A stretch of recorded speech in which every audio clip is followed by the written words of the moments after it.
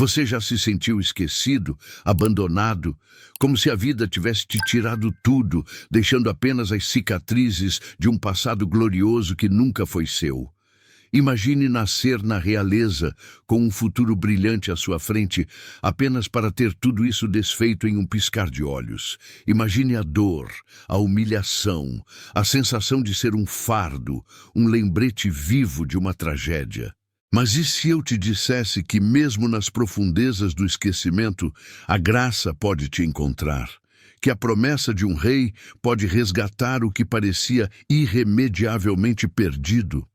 Hoje, vamos mergulhar em uma das histórias mais comoventes e inspiradoras da Bíblia, a história de Mefibosete. Um homem marcado pela tragédia, mas alcançado por uma bondade que transcende a lógica humana. Prepare-se para ser desafiado, para refletir sobre a verdadeira natureza da lealdade, da promessa e da graça. Fique conosco, porque a jornada de Mefibosete não é apenas sobre um príncipe aleijado, é sobre a esperança que surge onde menos se espera, e sobre um convite para a mesa do rei que está disponível para todos nós. Você está pronto para descobrir o que a história de Mefibosete pode te ensinar sobre o seu próprio valor e o amor incondicional? Para entender a profundidade da história de Mefibosete, precisamos voltar no tempo, para um período de grandes mudanças e incertezas em Israel. O rei Saul, o primeiro rei de Israel, havia caído em desgraça. Seu reino estava em declínio. E a ascensão de Davi, o jovem pastor ungido por Deus, era iminente. Jonatas, filho de Saul e herdeiro do trono, era um homem de caráter notável. Apesar da rivalidade entre seu pai e Davi, Jonatas e Davi desenvolveram uma amizade profunda e inquebrável, selada por um pacto de lealdade. Eles prometeram cuidar um do outro e de suas descendências, independentemente do que o futuro lhes reservasse. Essa amizade, um laço mais forte que a política e a ambição, é o pano de fundo para a história de Mefibosete. Em uma batalha trágica contra os filisteus, o rei Saul e seus filhos, incluindo Jonatas, foram mortos. A notícia da derrota e da morte dos líderes de Israel espalhou-se rapidamente, causando pânico e desespero. Mefibosete, na época com apenas 5 anos de idade, era um dos netos de Saul. Ao ouvir a notícia, sua ama, em um ato de desespero para protegê-lo, pegou-o às pressas para fugir.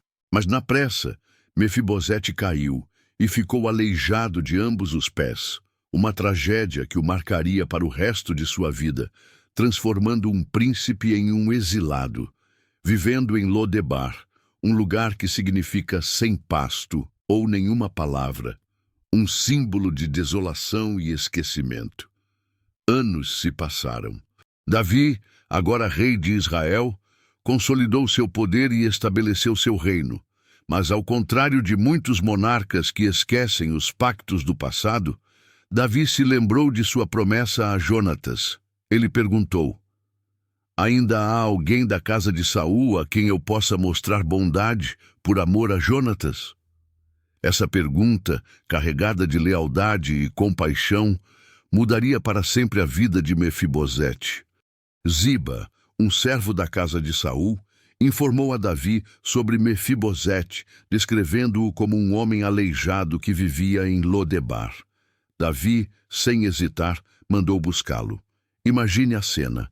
Mefibosete, vivendo na obscuridade, talvez com medo de ser executado como um remanescente da antiga dinastia, é subitamente convocado à presença do poderoso rei Davi. Quando Mefibosete chegou diante de Davi, ele se prostrou, reconhecendo sua própria insignificância. Mas a resposta de Davi foi surpreendente. Longe de qualquer ameaça, Davi o tranquilizou, dizendo: não tenha medo, pois por amor a Jonatas, seu pai, certamente lhe mostrarei bondade. Devolverei a você todas as terras que pertenciam a Saul, seu avô, e você sempre comerá à minha mesa. Essa não era apenas uma oferta de terras ou sustento. Era um convite para a intimidade, para a restauração da dignidade e do lugar que Mefibosete havia perdido. Ele, um homem aleijado e esquecido, foi elevado à posição de um filho do rei, comendo à mesa real como um dos próprios filhos de Davi. Ziba e sua família foram designados para cuidar das terras de Mefibosete, garantindo seu sustento e prosperidade. Mas a história de Mefibosete não termina com a sua restauração. Ela nos ensina lições profundas sobre a graça, a lealdade e a redenção. Mefibosete, apesar de suas limitações físicas, foi lembrado e honrado por causa de uma aliança. Sua vida se tornou um testemunho do amor incondicional e da fidelidade de Davi, que, por sua vez, reflete a fidelidade de Deus para conosco. Assim como Mefibosete, muitas vezes nos sentimos indignos, marcados por nossas falhas e limitações. Vivemos em nossos próprios Lodebares, lugares de desespero e esquecimento.